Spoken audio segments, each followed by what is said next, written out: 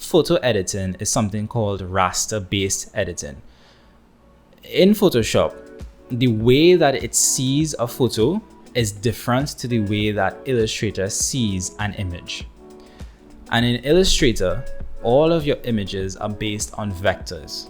And a vector basically is a series of numbers that instructs a computer screen, or the app itself, to display a shape in a certain color with a certain amount of lines.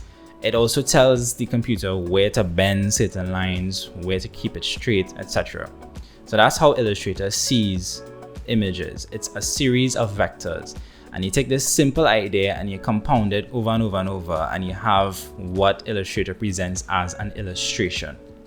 Photoshop, on the other hand, uses rasterized graphics or raster graphics, which looks at a series of pixels that comprise your image.